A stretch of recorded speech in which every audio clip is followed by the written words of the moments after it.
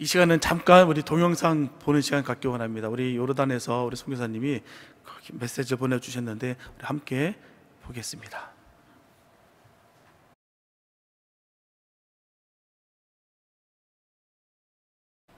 예, 안녕하세요. 요르단의 최요셉입니다.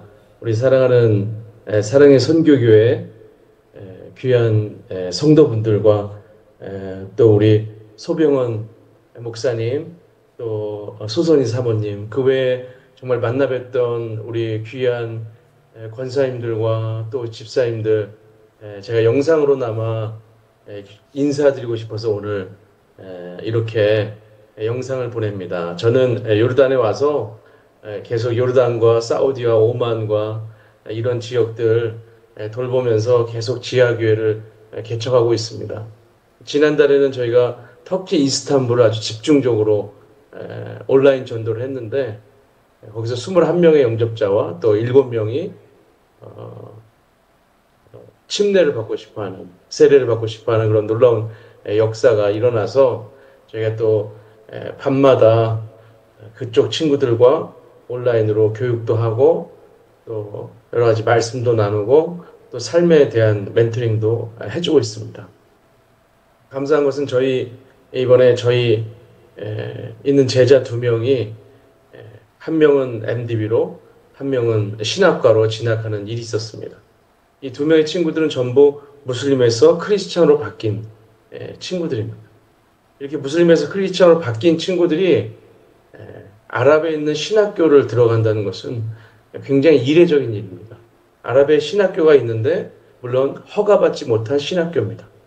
그러나 아랍에 있는 고유의 크리스찬들이 계속 그것에서 공부하고 작지만 아랍에서 목사님이 배출되는 그런 학교입니다.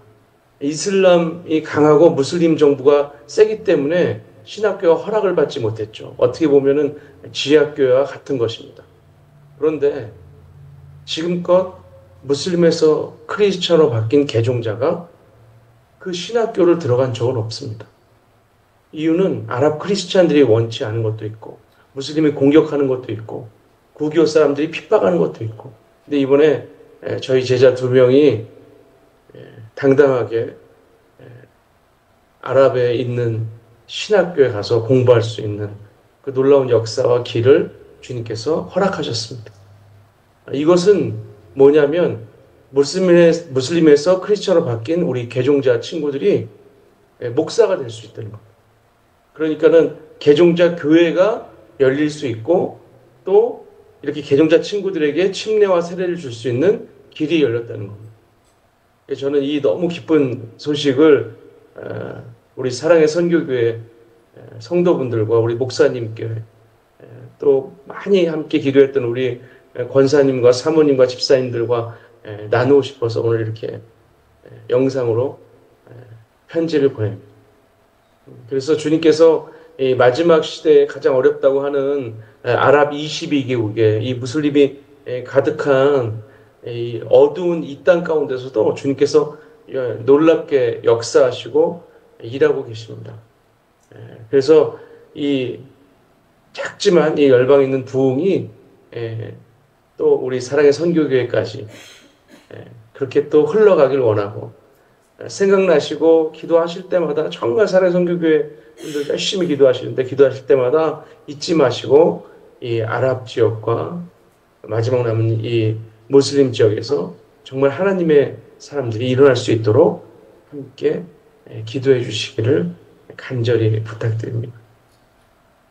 너무 감사하고 받았던 사랑 제가 잊지 않고 이곳에서 정말 하나님의 나라를 위해서 목숨 다해 생명 다해 그렇게 전도하며 나아가겠습니다. 함께 기도해 주시고 정말 감사합니다. 사랑하고 축복합니다. 감사합니다. 자, 얼마나 감사한지요. 참, 이 험한 그 열방에서 참 생명을 걸고서 이렇게 복음을 전하는 것은 참 너무나 귀합니다. 이런 귀한 주의 종들과 조여중과 함께 우리가 사역을 할 수 있다는 게 얼마나 감사한지요. 참 듣는데 얼마나 참 눈물이 나던지 모르겠습니다. 예. 아시다시피 지금 중동은 심합니다. 지금 정말 지금 폭발 직전인 것 같아요. 다 아시는 내용이고 뉴스인지 압니다. 근데 그거 개의치 않고요, 생명을 전하는 종이 있다는 게 얼마나 기쁜지 모르겠습니다. 우리가 함께 그 사역을 감당한다는 게 너무 뿌듯하고 기쁩니다. 위에서 많은 기도 부탁드리겠고요. 위에서 주님의 나라가 더욱더 풍성하게 세워져서 주님 오신 그날이 더 하루라도 땡겨지는 그런 역사가 있게 되시기 바랍니다. 많은 기도 부탁드리겠습니다. 함께 이 시간 말씀 보겠습니다. 마태복음 9장입니다. 9장 9절에서 13절 말씀입니다. 마태복음 9장 9절에서 13절입니다.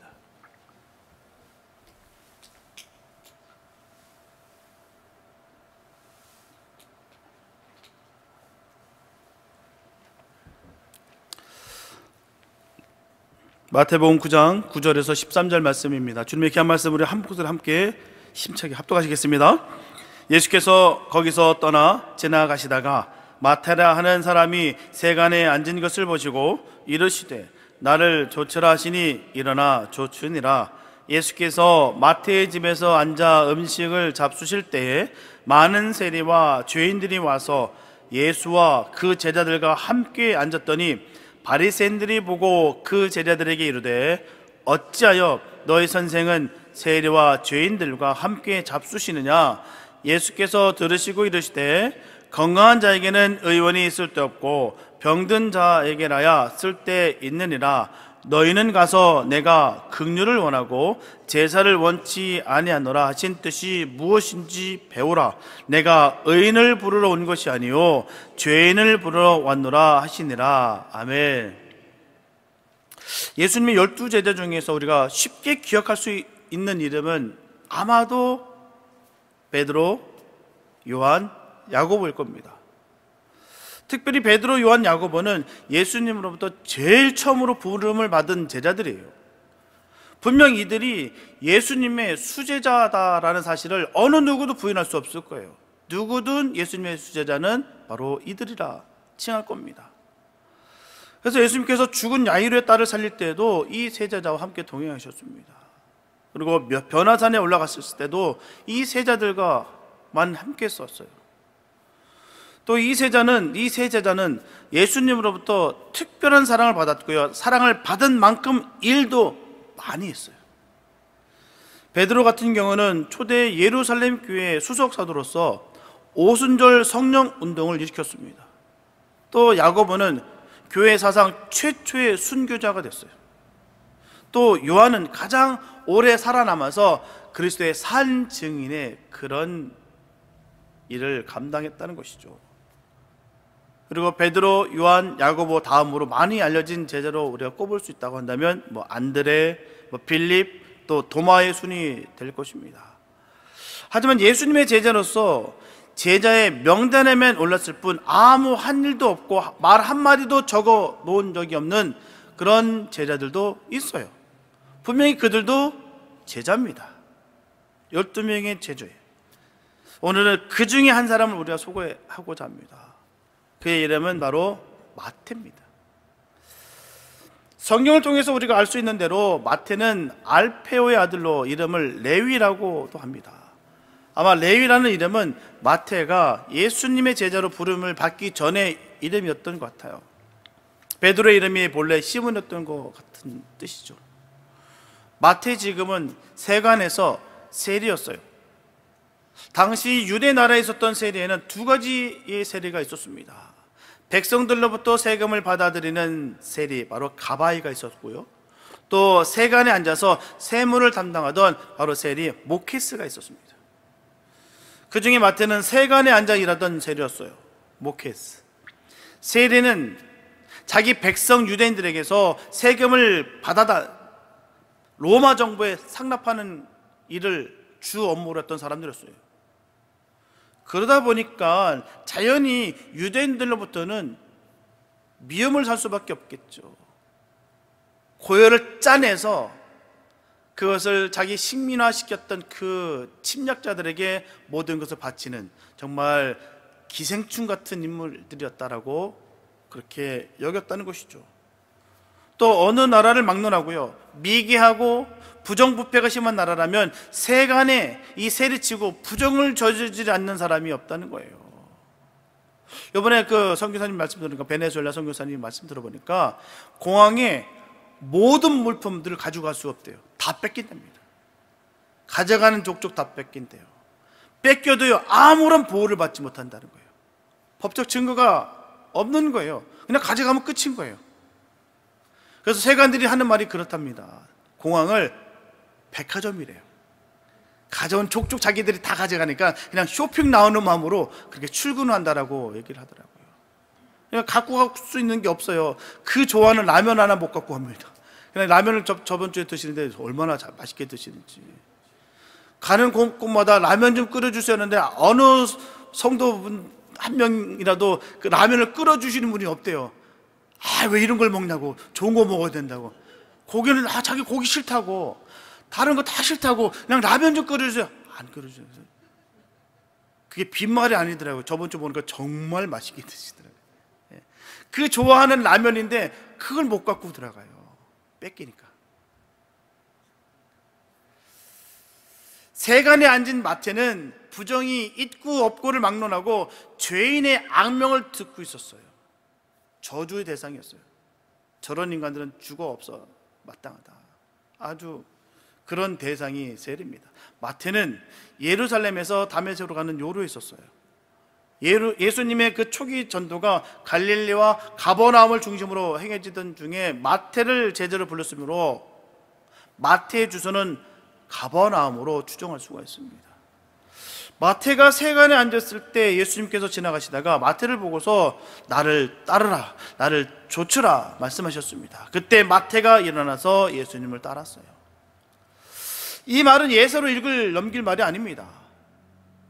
구체적으로 말하면 마태가 예수님의 부름을 받고서 관직을 떠나 그리스도의 제자가 되었다는 말이에요. 결국 이 말은 직업과 직장을 다 포기하고 그리고 가정을 등지고 오직 예수님만을 따라 나섰다는 말입니다. 예수님과 생사고락을 같이 하기 위해서 세상과 등졌다는 말이에요. 똑같은 마태의 소명의 기록을 쓴 누가복음 5장 28절에 보면 저가 모든 것을 버리고 일어나 쫓으니라.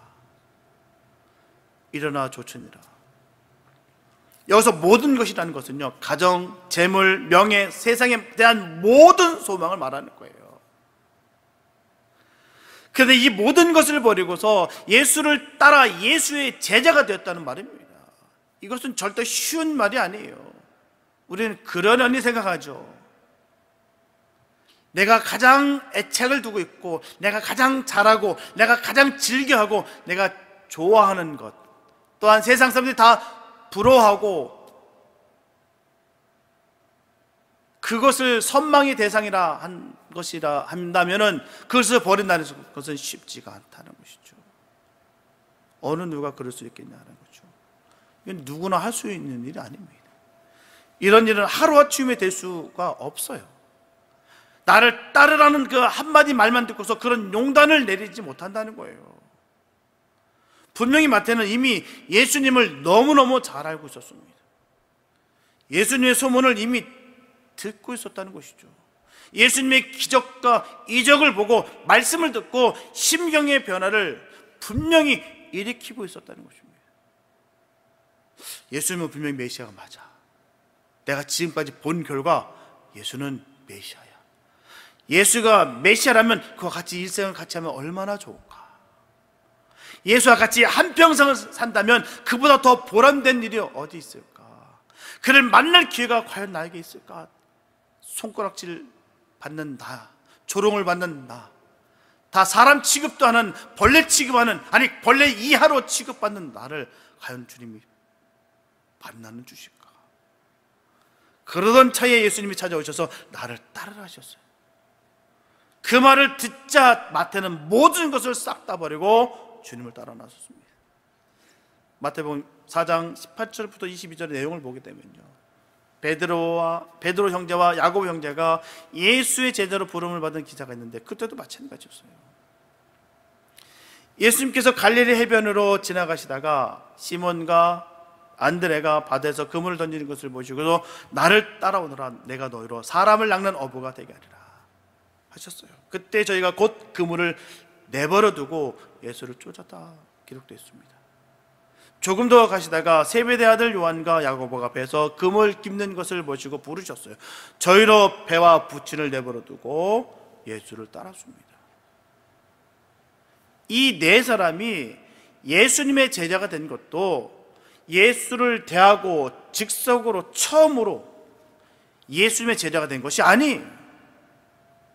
요한복음 1장에 보게 되면 이 네 제자들은 벌써 예수님께서 요단강에서 세례 요한에게 세례 받았을 때부터 예수님을 알고 있었다는 것입니다.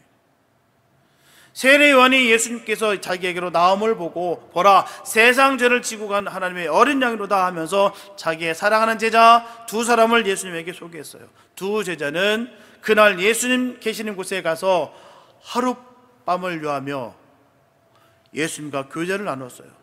여기서 두 제자는 나중에 예수님의 제자가 된 바로 시몬의 형제 안드레와 야고보의 형제 요한이었어요. 그래서 요한은 형 야고보를 예수님에게 소개했고요, 안드레는 시몬 바로 베드로를 예수님께 소개했습니다. 그러므로 베드로와 안드레, 요한과 야고보는 이미 예수를 알고 있었다는 거예요. 예수님에 대해 이미 생각하고 있었습니다. 그러면서 그들은 그들의 본업인 고기 잡는 일을 열중하고 있었어요.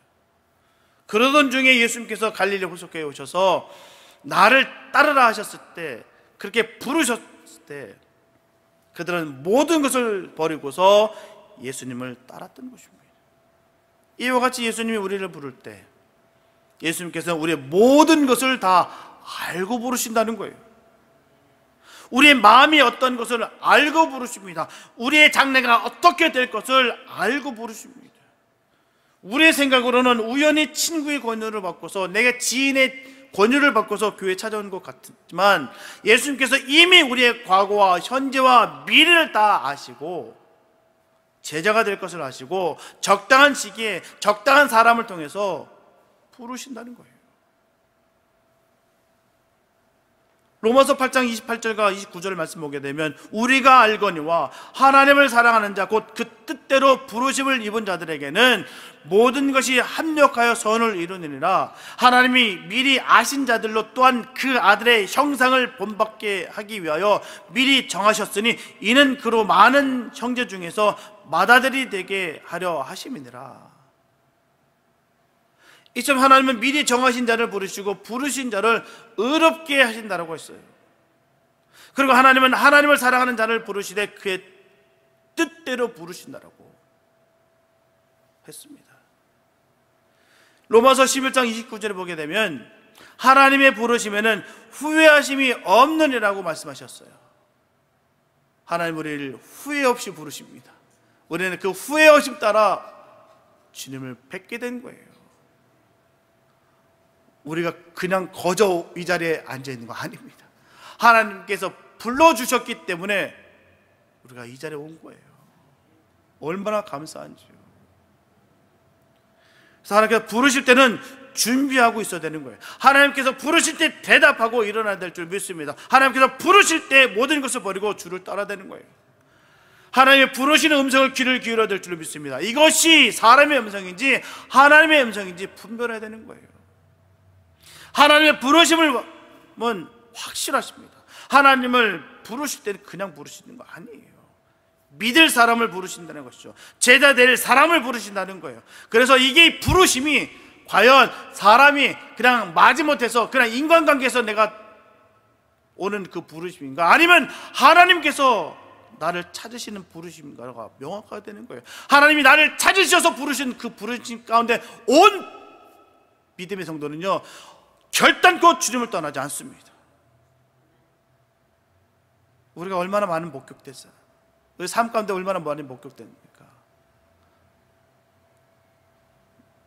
많은 신앙생활을 같이 했는데 불구하고 끝까지 주님의 길을 걷는 믿음의 종들이 있는 반면에 뭐 예수 믿어도 소용없네, 아유 예수 믿어도 다 거기서 거기네 하고 떠나는 안타까운 발걸음이 얼마나 많이 있지 않습니까? 왜 그럴까요?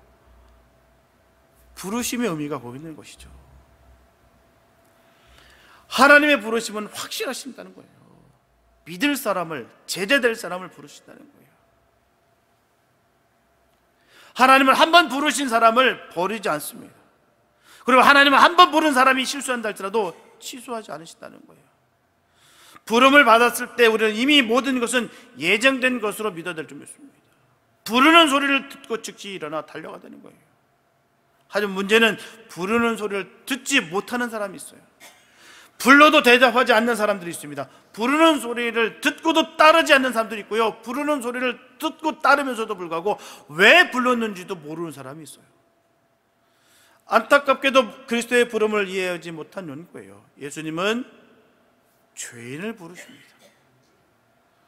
모든 사람에게 손가락질 받는 죄인을 부르신다는 거예요. 마태가 예수님에게 부름을 받았을 때 말썽이 생겼습니다. 예수는 의인이요 하나님의 아들인 줄 알았는데 어찌하여 세리와 죄인들과 자리를 같이 하는가 하는 의문을 제기하는 사람들이 생겼다는 거예요. 이 사실을 너무나 잘 알고 있었던 마태는 예수님으로부터 부름을 받았을 때 예수님을 위해서 잔치를 베풀었어요. 그 자리에 마태는 자기의 동료와 친구들을 초대했어요. 책 잡기 좋아하는 바리새인들이 예수님의 제자들에게 이렇게 물었습니다. 너희들의 선생은 어찌하여 세리와 죄인들과 함께 먹는가? 더럽게, 지저분하게, 부정스럽게. 바리새인들은 예수가 죄인을 부르러 왔다는 것을 이해하지 못했습니다. 그들은 예수가 의인을 부르러 온 줄 알았다는 거예요. 흠없고 깨끗한 의인을 부르러 온 줄 알았다는 거예요.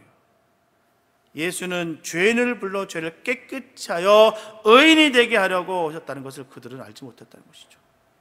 분명히 예수님은 죄인을 찾으러 오셨습니다. 또한 찾아다니셨어요. 의인을 찾아다니지 않았습니다. 주님께서 하셨던 사역들을 보면요, 사마리아 수가성 우물가에서 죄 많은 여인을 찾아 만나셨어요. 가늠하다가 현장에 잡힌 여인을 찾아가 만났습니다. 뽕나무 위에 올라간 삭개오를 찾아서 만나셨어요. 바리새인 시몬의 집에서 죄 많기로 소문한 여인을 찾아 만나셨다는 것이죠. 예수님은 그 잔치 자리에서 자기가 하늘 보좌를 떠나 낮고 천한 이 세상에 오신 목적을 선포하셨습니다. 나는 의인을 부르러 세상에 온 것이 아니야. 죄인을 불러 회개시켜 의인으로 삼으려고 내가 세상에 온 거야. 건강한 사람에게 무슨 의원이 필요했겠어? 병든 자에게 의인이 필요한 것 같이 죄 많은 사람을 위하여 나는 세상에 왔어. 저분들 중에 아직도 나는 죄가 없다, 나는 의인이다 하는 사람이 있다면 그런 사람은 예수님을 만날 수가 없다는 것을 알아야 됩니다. 분명한 사실이에요. 예수님은 그런 사람에게 전혀 관심이 없다는 거예요. 병든 자에게 의원이 필요하다는 사실을 우리 주님께서 분명히 전해주셨어요. 그래서 많은 사람들 오해하고 있어요. 아, 교회 가면 다 깨끗한 사람들만 있고 정직한 사람들만 있고 정말 세상에 내놔도 정말 반듯한 사람들만 있을 거야. 많이들 착각합니다. 착각이에요. 그 착각과 오해로 말미암아 얼마나 많은 분쟁이 일어나는지 몰라요. 어떻게 예수 믿는다고 하면서 저렇지 않은 사람들이 얼마나 많은지 몰라요. 사실은 병 고침을 받기 위해서 온 거예요. 여러분도 안 그렇습니까? 병 고침을 받기 위해서 내가 정직하지 못하니까, 내가 세상에서 번듯하지 못하니까, 내가 주님 보시기에 부끄러우니까 내가 주님 앞에 내가 치유받기 위해서 내가 이 자리에 서 있는 거 아니겠습니까? 그게 교회예요.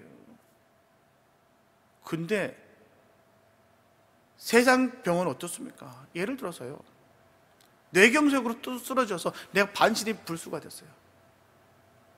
그러면요, 밥을 못 먹어요. 들 수가 없어요. 그런데 그 옆에서 아니 나이살이나 먹고 그 밥도 못 먹어? 아니, 똑바로 걸어. 왜 똑바로 못 걸어? 사람이 나이살을 먹고 이거랑 뭐가 다른가요? 내가 이거 고치러 왔는데, 병원에 내가 몸을 고치러 왔는데, 아니 바보처럼 그것도 못해? 근데 세상 병은 그렇지 않습니다. 세상 병원은요, 덜덜덜덜 떨고 못하는데 잘했어요. 움직인, 잘했습니다. 우리 윤희 집사님 아실 거예요. 병원에 있다 보면. 안 그렇습니까?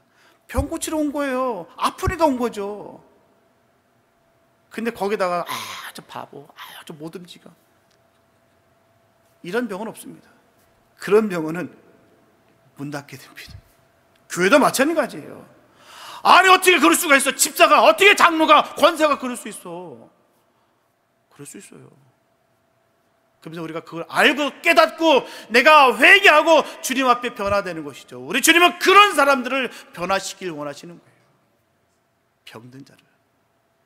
병들었기 때문에 온 거 아니야. 고침을 받으려고 온 거 아니야. 남들에게 보이기 위해서, 내가 종교인이 되기 위해서 이곳에 온 게 아니라 병 고치기 위해서 온 거 아니야. 우리 주님은 거기에 관심이 있다는 것이죠. 우리 이 사실을 잊지 마시기 바랍니다. 우리 주님은요, 나 정도 되니까 구원받았지 넌 나랑 달라, 이런 사람에게 아무 관심 없습니다. 왜요? 내 말이 아닙니다. 주님이 하신 말씀이었기 때문에 제가 확실히 전하는 거예요. 나 같은 죄인 살려주시는 주님이세요. 이런 사람들에게 주님은 관심 있으시고 그 사람을 끌어안으신다는 거예요. 니들이 부끄럽게 여기는 그 영혼, 내 새끼야, 내 자식이야, 그렇게 끌어안으신다는 것이죠.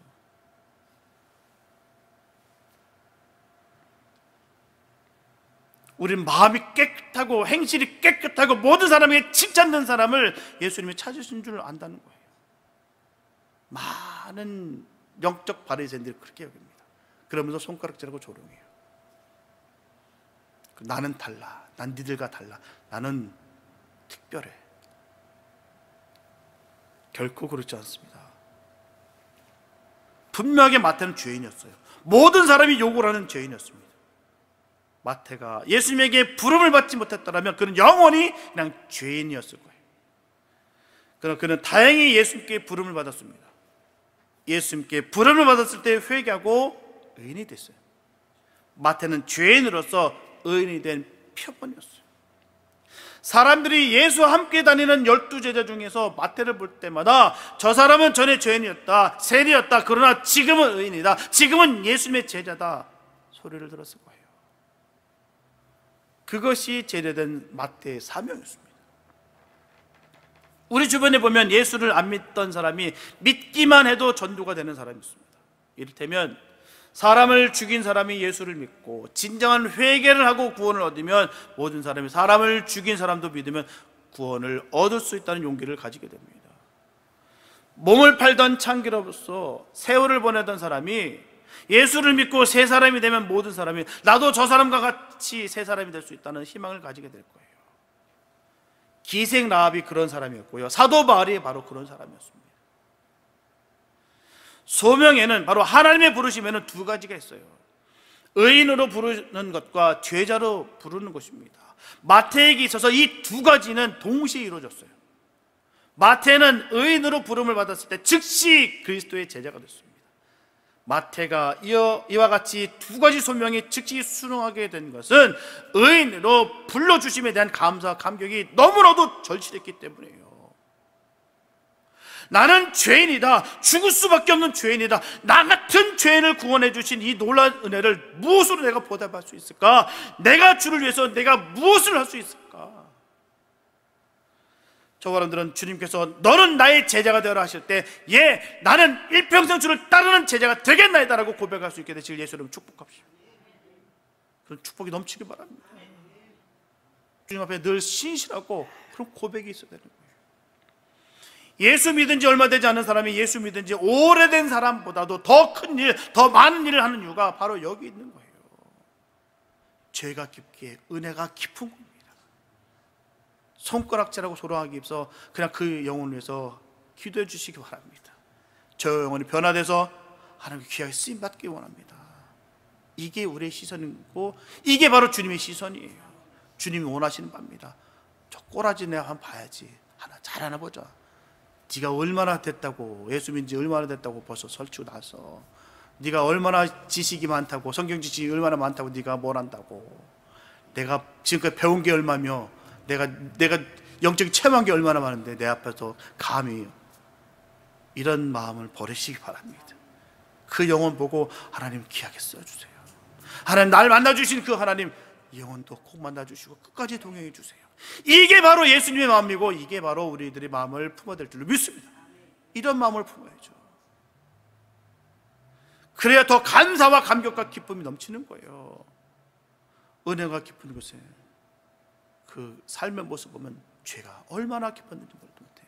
그런데도 불구하고 자기를 끌어안으시고 그 피로 닦아주신 그 사랑, 그 잊지 못한 그 마음으로 그 일을 감당한다는 것이죠.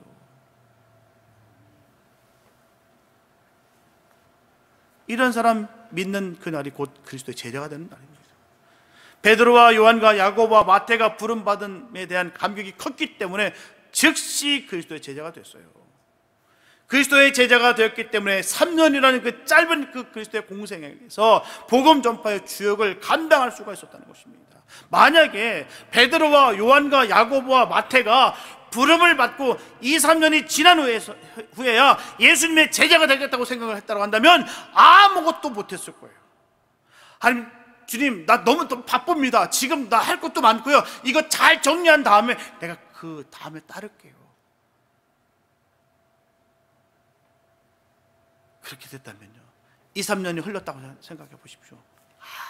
우리가 알고 있었던 그 베드로는 없습니다. 요한도 베드로, 마태도 야고보도 없습니다. 즉시 따랐기 때문에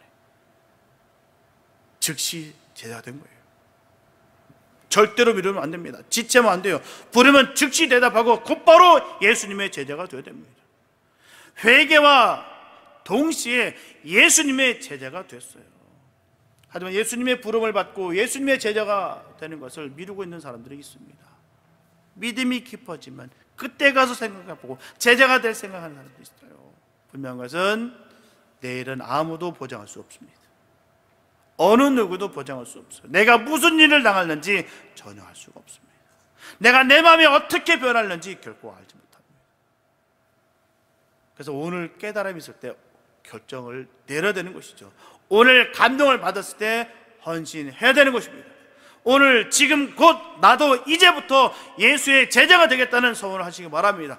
마태는 그런 삶을 살았다는 것이죠. 그런데 우리가 볼 때 마태는 아무것도 한 일이 없어요. 아무 말도 한 적이 없습니다. 마태에 관한 기록으로는요, 그가 세리로 있을 때 부름을 받았다는 사실, 예수님의 12제자 중 명단에 한 사람이었다는 것, 오순절 성령 받기 위해서 모여 기도한 사람 중에 한 사람, 그것뿐이었다는 거예요. 어떻게 보면 마태는 무능한 사람 같이 보입니다. 있어도 좋고 없어도 좋은 그런 제자같이 보여요. 하지만 마태는 큰일을 합니다. 한 가지 뚜렷한 큰일을 했어요. 바로 마태복음을 기록했어요. 신약 27권 중에서 복음을 앞세우는 데는 이유가 있어요. 복음이 있고 난 후에라야 다른 성경이 존재할 수가 있습니다. 복음서 중에 마태복음을 맨 앞에 세운 데도 분명한 이유가 있다는 것이죠. 마태복음은 복음을 대표하는 책입니다. 요한사도가 요한복음을 기록했다고는 하지만 요한복음은 공간복음에 빠진 것을 보충한 데 지나지 않는 거예요. 마태복음은 완벽한 그리스도의 복음이에요. 그리스도의 출생에서 죽으시고 부활하시기까지 보고 듣고 경험한 것을 낱낱이 세심하게 기록했습니다.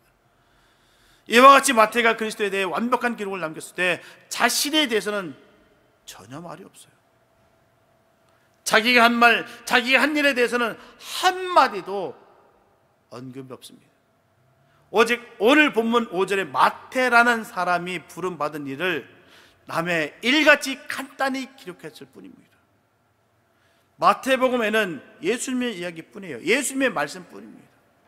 그는 예수님만을 위해 산 사람이었다는 거예요. 예수를 높이기 위해서 자기를 숨긴 사람이었습니다.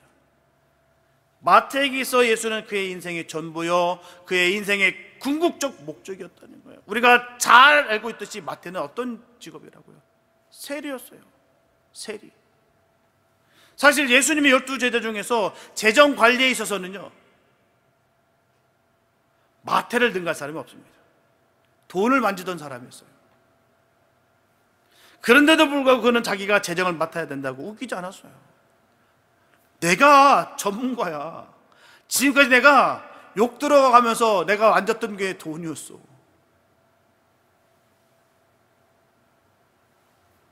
그는 관리와 경영에 관력이 있는 사람이었다는 것이죠. 국가가 공인했던 인물이에요. 그러니까 그는 제자 중 아무에게도 주장하는 자세를 취하지 않았다는 거예요. 내가 해야지, 내가. 네가 뭘 알아? 내가 해야지. 그는 겸허한 인격자였다는 것이죠. 그는 신사다운 실력가였다는 거예요. 우리가 믿고 구원을 얻은 후에 할 일이 여러 가지 있어요. 예배, 기도, 찬양, 구제, 선교, 전도, 봉사, 교육, 무엇이든지 다 해보는 것이 좋습니다. 그래야 하나님의 나라의 일이 어떻게 돌아가는 것을 알 수가 있죠. 또 모든 일을 다 해봐야 다른 사람이 하는 일을 우리가 이해할 수가 있습니다. 그러던 중에 내가 꼭 할 일이 무엇인가를 생각해 봐야 됩니다. 다른 사람이 하는 것을 나도 하는 것도 좋겠지만 다른 사람들이 기피하며 하지 않는 것을 나만이 할 때 나도 예수님 믿는 보람을 느끼고 주님도 기뻐하실 거예요. 악기를 다룬다든가 기계를 만든다든가 글을 쓴다든가 요리를 한다든가 정원을 가꾼다든가 바느질을 한다든가 고아를 돕는다든지 무엇이든지 다른 사람이 하지 않는 것으로 나만이 할 수 있는 것이 무엇인지 연구해 볼 필요가 있습니다. 마태는 사람을 가르치는 것이나 돈을 관리하는 것에는 손을 대지 않았어요. 예수님이 하신 일을 기록하는 것에 전심전력 다 했습니다. 어찌 보면 빛도 이름도 없는 일이에요.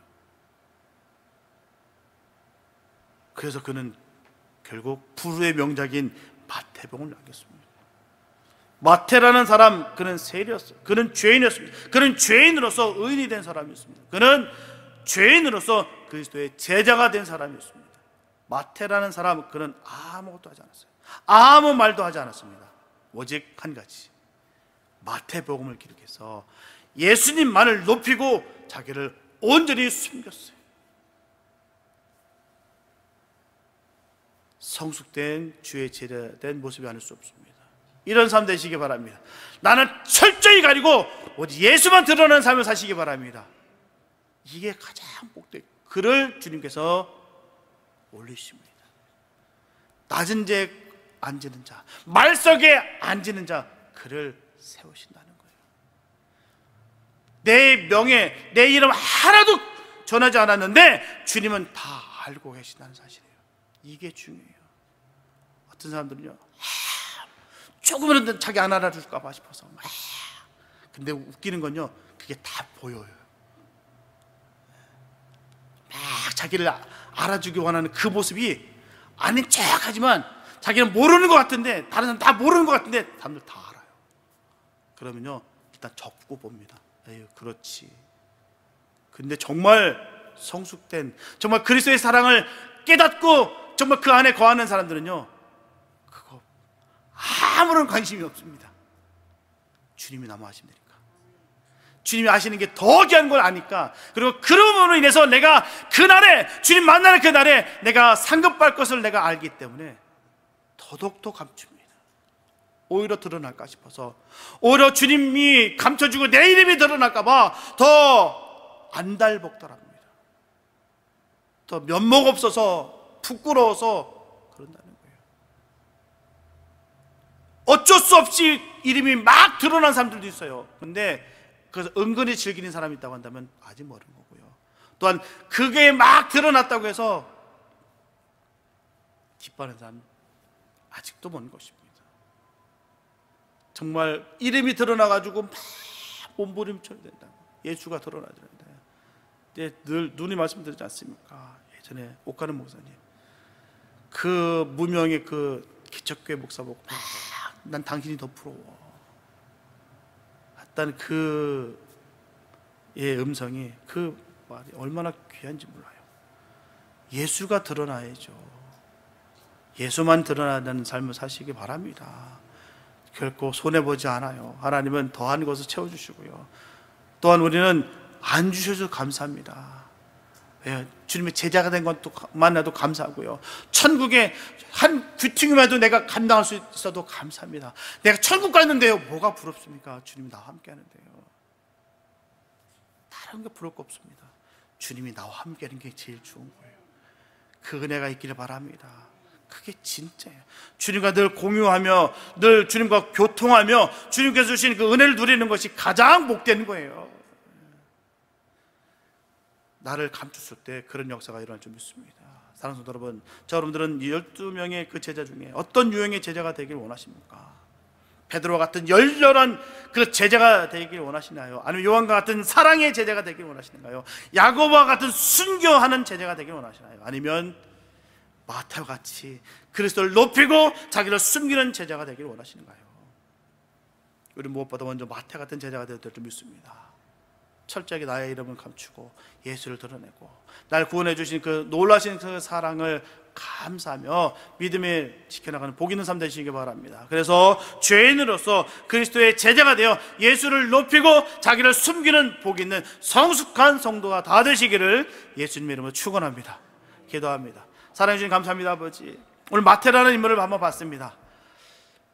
철저하게 자기 자신을 감추고 오직 예수를 드러낸 삶을 살았던 그 인물, 아버지, 우리도 한번 그렇게 살길 원합니다. 왜요? 주님이 우리를 자녀 삼아 주셨고요, 죄인 됐던 우리를, 영원한 멸망 가운데 있었던 우리를 생명을 옮겨주셨던 그 사랑을 우리가 깨닫고 알고 있기 때문에 우리가 그럴 수가 있습니다. 그런 삶을 살기 원합니다. 하나님, 우리를 인도하여 주시옵소서. 우리의 모든 것을 아시고 기억하시는 그 주님, 주님만 아시면 됩니다. 주님, 그 은혜가 임하게 해주시고 늘 겸손하게 하나님 그 십자가의 길을 걸어갈 수 있는 복 있는 삶 되게 하여 주시옵소서. 주의 영광이 늘 우리의 삶 가운데 넘치게 부어주시고 세워주실 것을 간절히 믿사옵고 우리를 구원하신 예수님의 이름으로 기도했습니다. 아멘. 하나님의 부르심 때문에 우리가 살아가고 있다는 것을 또 기억했으면 좋겠고요. 그래서 한 주간도 하나님의 부르심을 순종하며 나가면서 주의 뜻을 이룰 수 있는 한 주간 됐으면 좋겠습니다. 하나님의 부르심, 찬양 부르심 후에 축도로 예배를 마칩니다.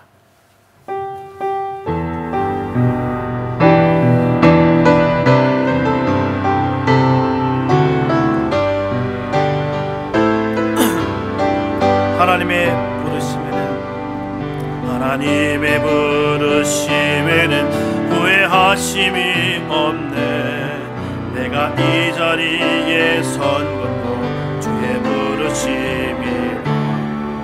하나님의 부르심에는 결코 실수가 없네. 나를 부르신 하나님의 신실하심을 믿네. 작은 벌을 부르신 뜻을 나는 알 수 없지만 오직 감사와 순종으로 주의 길을 가니. 때론 내가 연약해져도 주님 날 도우시니. 주의 놀라운 그 계획을 나는 믿으며 살리. 날 부르신 뜻 내 생각보다 크고 날 향한 계획 나의 지혜로 측량 못하나. 가장 좋은 길로 가장 완전한 길로 오늘도 날 이끄신 믿네. 날 부르신 뜻 내 생각보다 크고 날 향한 계획 나의 지혜로 측량 못하나. 가장 좋은 길로 가장 완전한 길로 오늘도 날 이끄신 믿네. 지금은 세상 끝날까지 우리를 버리지 않으시고 함께 하시는 예수 그리스도의 은혜와 무한하신 하나님의 사랑하심과 우리를 진리 가운데로 인도하시는 성령님의 감화와 감동하심과 교통하심이 죄인에서 주님의 자녀가 된 은혜를 늘 생각하며 마태와 같이 자신은 감추고 오직 주님만을 높이는 성숙한 예수님의 사람의 삶을 살아가기를 소망하는 주님의 귀한 백성들 머리머리와 섬기는 교회와 가정교회 지금부터 영원까지 함께 계시기를 간절히 축원하옵나이다.